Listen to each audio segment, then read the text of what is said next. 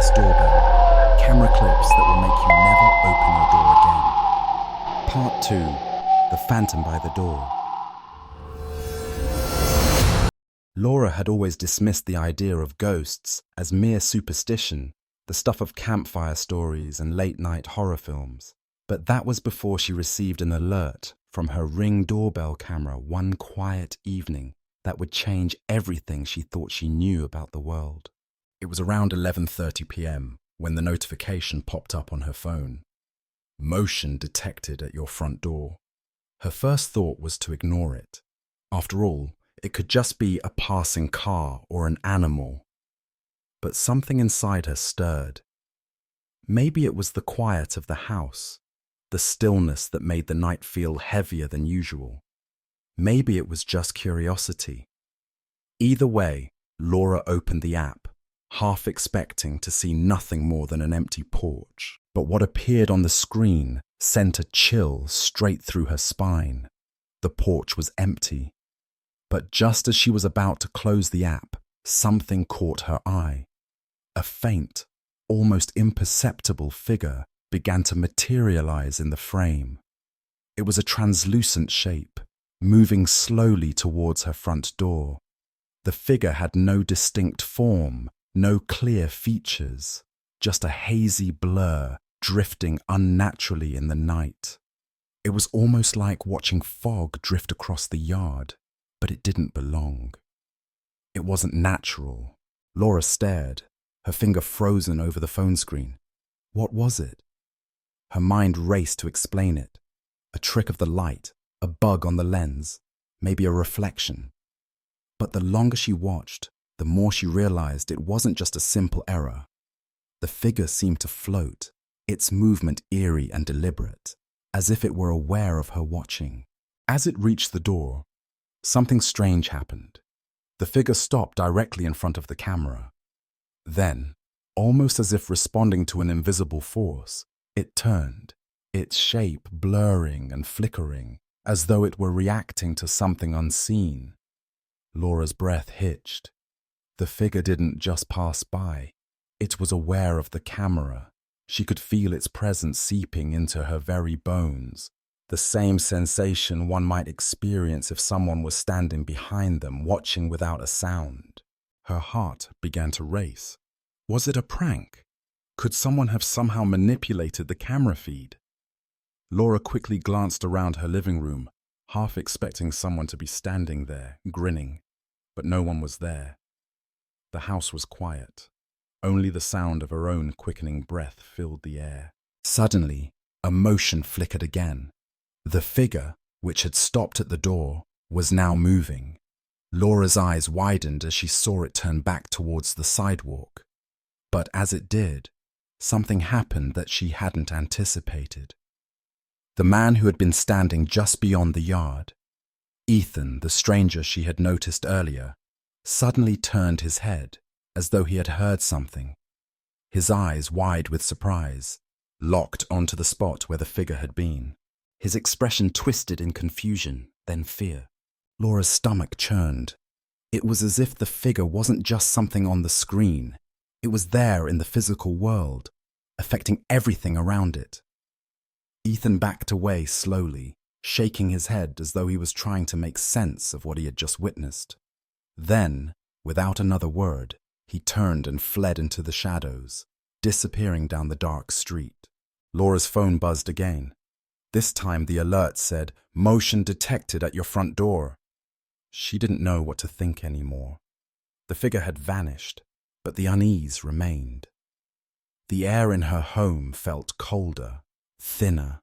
Every creak of the floorboard sounded louder now. She double-checked her locks and stared at the door. It was secure. But was it enough? The sound of the wind rattling the windows was suddenly deafening. The night felt oppressive, as though the walls of her home were closing in. Just as she stood up to check the front door, something caught her eye on the phone screen again. A new notification. It wasn't the same. This time, it was live footage. And the figure was there again. Not in front of the door, but now inside her yard. It was standing just beyond the porch lights, near the corner of the house. Laura's pulse raced. She should have called the police. She should have done something, but she couldn't tear her eyes away from the screen. The figure didn't move, just stood there, its shape flickering in and out of focus. She could almost sense the presence of someone standing just behind her, watching her in the same way the figure had stared at the camera. But then came the unexpected. Another figure, a dark silhouette, emerged in the corner of the frame, walking slowly toward the first figure. Laura's hand flew to her mouth as she gasped. Was it Ethan? Had he returned? Was it someone else entirely? The two figures stood there in perfect stillness, barely visible in the dim light. The tension in Laura's chest was unbearable, and for a split second, it felt like the air had completely left the room. The phone buzzed again, but this time the notification was different. Someone is at your door. Laura's heart stopped. She stared at the screen in disbelief, the breath caught in her throat.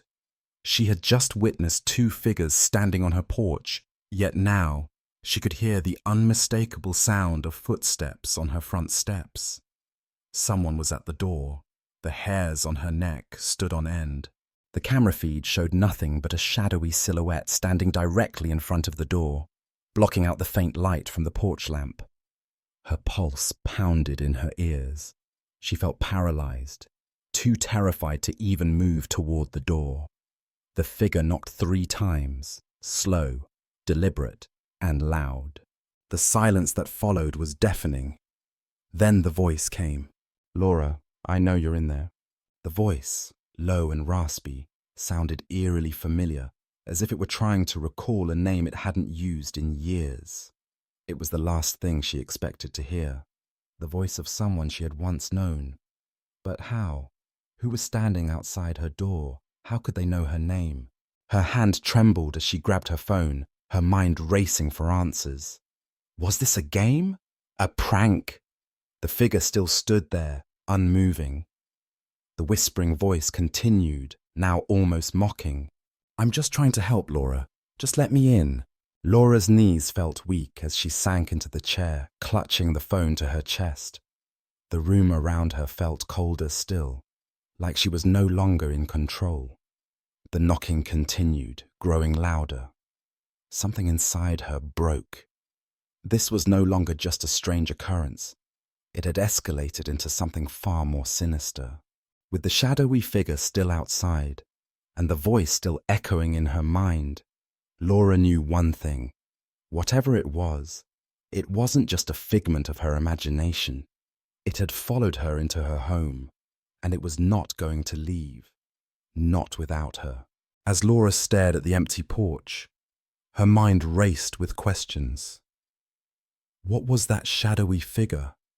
Why did it seem to be aware of her watching? The unsettling feeling of being watched continued to linger, and her sense of security was shattered. Was this just a trick of the mind, or something far more sinister at play? With every passing second, the house felt less like a sanctuary and more like a trap. Laura had no answers, but one thing was clear. The figure wasn't done with her yet. What would happen when it returned? And what secrets lay hidden in the darkness? Don't miss part 3, The Clowns Are Watching, where the terror escalates and new, even more bizarre figures begin to invade the doorstep. The mystery deepens. Be ready for the next chilling chapter.